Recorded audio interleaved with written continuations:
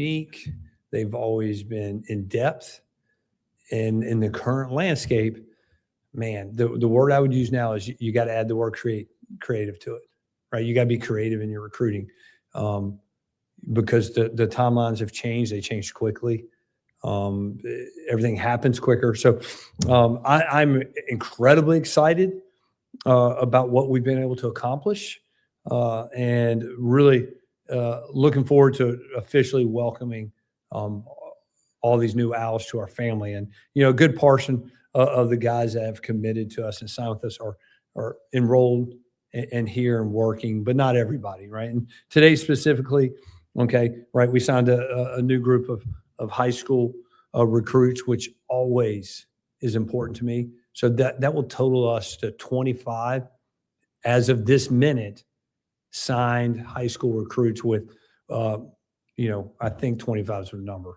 One more coming, or it's 25 with the 2 junior college kids that we signed. So 23 high school that we signed right now, one more coming at some point today, waiting for the family to all get together and sign today. So I can't announce that one officially yet. And then you put that on top of the 16 transfers that we brought in mid-year, and the small handful of transfers that won't arrive till the summer as they finish up their undergraduate work at their institutions. So that's why I use the word creative, because when you're building a foundation for your roster, but at the same time trying to add some pieces and parts of things you need right now, you got to be creative when you're in a high academic world and you're recruiting for a system that is new, and that we have a real opportunity to add the right parts and pieces this year, probably more so than we did last year. So I'm incredibly excited. And with that, I'm going to open up the questions. All right. So you made the decision last year to keep everybody, to not run anybody off, to take the class as is. This is going to be the first time that the roster at Rice is primarily of guys that you said, hey, I want you to come play here. What does that mean to you, and how significant is that? Well, I think there's two or three parts of that that's significant, right? The part that, the way we approached it when we arrived, that moment in time, really, I thought it was the right thing to do for our football program. I thought it was the right thing to do personally. And I thought it was a situation we were in, right? And in that transfer world which was already ongoing, basically, when I arrived here on campus, we thought it was best, how do we maintain the roster to the best of our ability? Well, now you fast forward to a year where we had a lot of graduates, right? Some kids who are finishing their degrees in 3 years, and some transfers who have been here for a year or two that are finishing up. And now you've seen your roster in some of the holes that you didn't maybe understand were there because you inherited a roster. And how do you grow to fill in those gaps?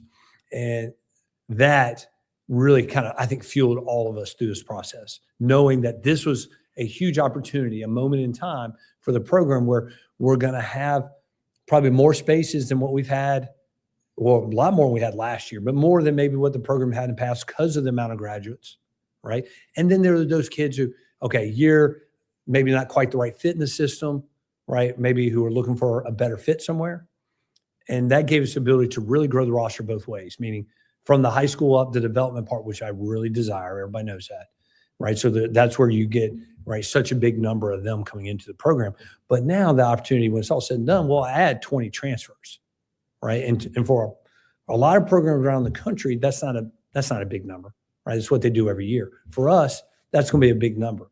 But what it means is now we're able to find, hopefully, those positional needs that fit us more specifically in each phase of the game that we couldn't really have the opportunity to do last year, right? Instead of inheriting a roster, this year we had the opportunity to mold, develop, and change a roster in real time. I don't know if that answered your question, Matthew. I know it was a long answer, but I think that's a very in-depth question that is, I like the question, but it makes you really, I want to answer all parts of that, from what our decision last year to now what we're doing. So kind of staying on the same vein in terms of the talent that you're bringing in. Can you talk about the mix of talent? I can. Yeah. I think that, you always look for themes in classes when the dust settles. What holistically. And I put them all in the same group when I talk about our class coming in, right? You got your transfers, you got your first years. But the one thing that jumps out at me is speed, right? I thought we really needed to raise the bar when it came to holistic speed in our program at all levels, both sides of the football. And so that became a prerequisite as we evaluated talent, whether it was in high school players, right, or transfer kids. And that I'm really excited about, right? And we're, I think our early numbers already tell us that's a part of the program. We're in week 3 of the offseason program already, right? Time flies. Feels like we were just playing football. So week 3. So that means, we had 7 first years that enrolled mid-year, and then you had the 16 transfers. So now that gives you 23 guys that you're able to say, okay, do we meet the bar? And I would tell you, without question, our numbers already tell us we run better right now than we ever ran last year as a program. And that's really important to us. We think to compete at a high level in this league, you've got to be able to run better. And so that was a big point of emphasis for us across the board at every level on both sides of football.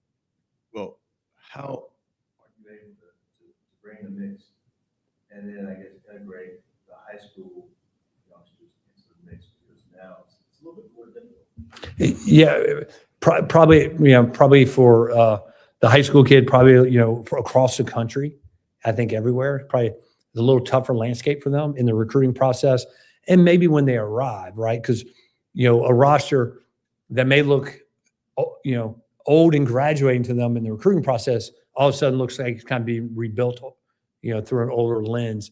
I don't think that's a whole lot the case with us. I think, I think for our guys in recruiting at the high school level, we talk about, in an ideal world, you don't really want to go into a program where you're going to have to be really relied on as first year. It's nice to get your feet wet, but it'd be nicer to be developed for the long haul, to really grow your craft and understand what college football is about.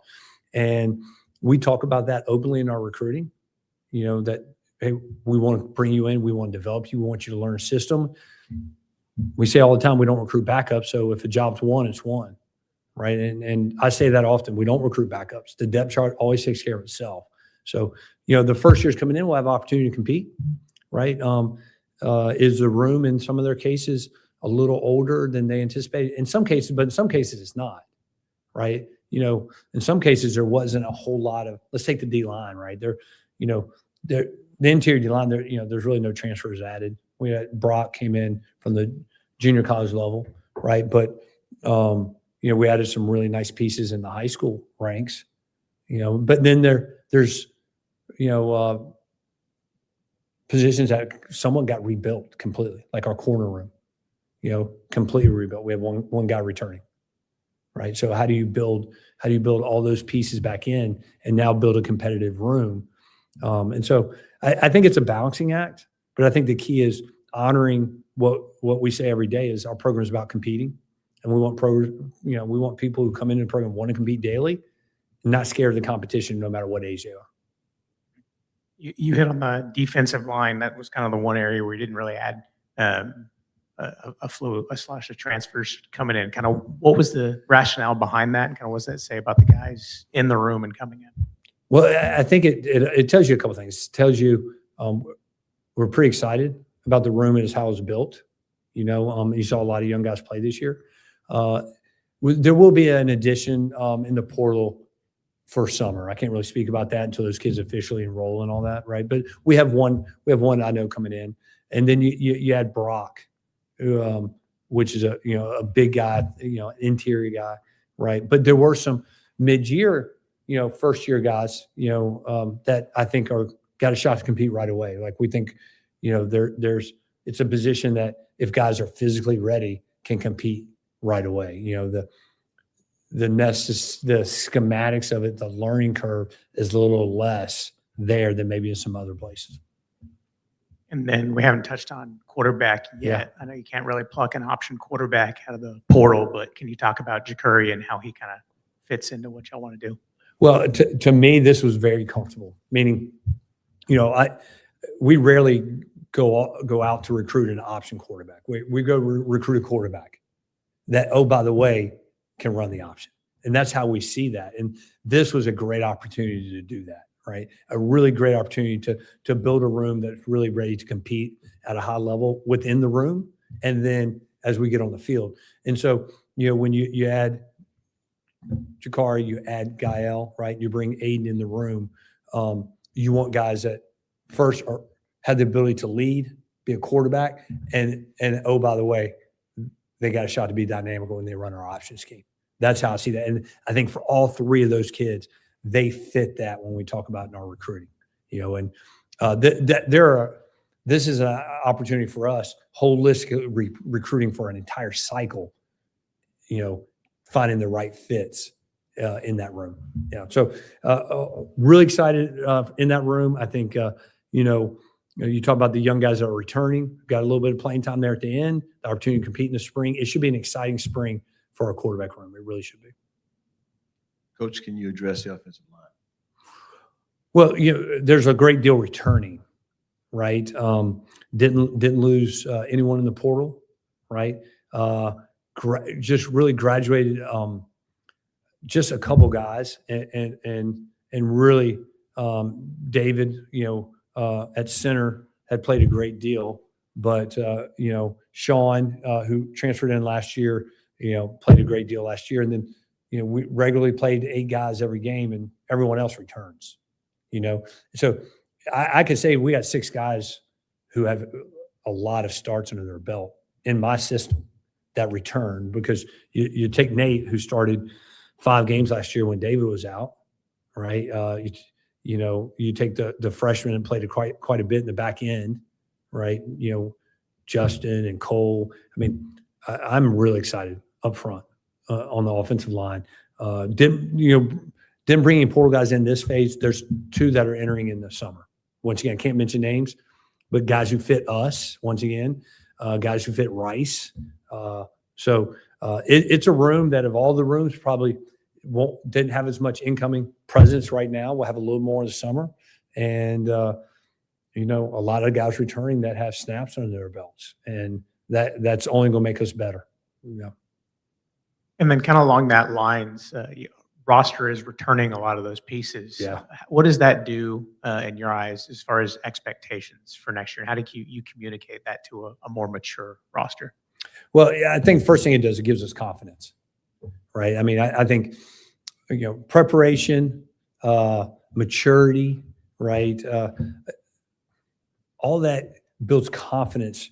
The more you work together, the more you execute. So when you return a lot of parts and pieces that played an integral part in year one and, establishing the foundation, that's going to allow you to grow year 2 with that confidence and with that experience. And so, what it does for us, I think we expect to take a big step year 2, right? I thought, I said it often, I thought we did a good job competing with, the middle to bottom half of the league.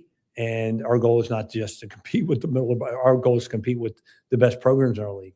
And I expect us to step on the field and compete at a high level next year, right? And, we got to come together quickly. A lot of, even though we return a lot of parts and pieces, you're breaking in some new pieces as well, right? The slot room kind of is being rebuilt. Yeah, that's really the offensive room that probably took that, and the quarterback room are probably the 2 biggest additions and subtractions on that side of the football. And so how quickly do they come together and get their timing down, understand the offense? I think that makes this spring critical, right? So how do you build on that group coming back that played so much, got a lot of experience? How do you integrate the new pieces that may win jobs with their understanding and grow the offense at the same time? And that's now the challenge that the staff has to undertake, because I think we have a lot of nice pieces, and the ability for the offense to take a huge step in year 2 is right in front of us. But it's going to take work, and it starts in the off season 3 weeks ago. And then last one was kind of more of a big picture question. The Yeah. transfer portal opened while y'all were playing a bowl game. Yeah. You got transfers. You went back to the high school ranks. Not that anybody listens to us, but do you have a a preference? What would be your ideal recruiting calendar? Oh, golly, I don't know if that's a fair question. You know, one, I don't know if there's an ideal calendar. Okay. I think that the more important question is, can we get a defined ending to our college football season? So then we can build a calendar, right? You know, because for you'll sit with some coaches around the country today is talking about how great the change was in the calendar. Well, they maybe didn't play a game on January 2nd, right? Or January 3rd. So, you know, I don't know. I don't have huge feelings one way or another. I would like it to remain consistent, not to make a whole lot of changes so we can figure out the process. For me, there's not an ideal calendar anywhere. So let's find the one that fits us best, let's stick with it, and let's all learn to work within that calendar. And that's the key. And so I didn't mind. I mean, it didn't go bad. I mean, even with January 2nd, we came back on that night and people were being picked up from the airport, right? And I was having conversations with our own players, like on the buses, about what are their intentions. You know, you just have to be prepared for those. And then credit to the staff, recruiting staff, like we got back on the 2nd and our guys went right back to work recruiting, hosting kids and getting ready for the high school kids. And not, you know, February's your sign days. Our staff's going to take a little vacation day coming. Like some of our guys are planning vacations in February, which is unusual, but that is our time of the year to take a little break. And, you know, so I thought we did incredibly well. I thought our staff was organized with it. So with that said, I didn't mind the timing of it. The bowl game on January 2nd, not advantageous, right? But you're probably, if you ask somebody who had like mid-December bowl game, they were probably really good with it. They're probably fine with it, right? You know, so I think there will be a lot of looking at the calendar holistically. And I think the first thing everybody's got to look at is, what does our college football season look like? Is it going to continue to run in deep into January? Or are we going to start it a little earlier so we can finish up earlier, which makes that portal more even across the board for everyone? To me, that's the questions that should be asked. What does our football calendar look like as far as our playing season? Once we actually come up with a plan that works better there, then we can answer the recruiting calendar. All right, we have a couple people online. JP, you've got your hand raised. Go ahead. Hey, JP. Hey, Coach. Good to hear from you. Since we've last gathered, they had the new ruling with the freshmen being able to play 9 games now. Just your overall thought on that, and does that factor any way to recruits and how you can sell Rice to develop with that extra space there? I don't think it does a whole. To me, I don't think it does a whole lot. We don't talk a whole lot about the redshirt process in recruiting because we want everybody to come in and compete, right? And now, what that does do, I think it does something for your older kids. I think it does something for a kid who got injured, was a starter, missed 5 or 6 games in the middle of the year, played 3 games. You got 3 games left. So in their mind, they're trying to evaluate, do I play these last 2 games and burn a red shirt and play 5 games on the season when I only have 1 season left? I think the rule really benefits an older kid who's established in their program, who's having a hard time deciding, do I play that 5th game and just burn a whole year to play 5 games? Or do I sit it out, work with the staff, come back and have a whole nother year because of a medical red shirt? And in those conversations, everyone will want to say, well, that's not really how the medical red shirt should work. Well, we all know how that goes. So I think the 9-game kind of, it really takes some pressure off of those conversations. And I'm in a big favor for that. I don't know if it does a whole lot in the high school recruiting ranks. Thanks, JP. Anybody else have anything? All right, we appreciate everybody jumping on board. Yeah, appreciate it. Hey, start practice March 2nd. Right, March 2nd. So, hey, we're less than a month out from when we play football again. So, hey, come out. You know, everyone's always welcome at every practice. Okay, they're all open. Come out and meet some of the new Owls that are running around. I look forward to you meeting them. I think we're excited about, every part of what we've built the roster around. All right, thanks, people. Coach. All right.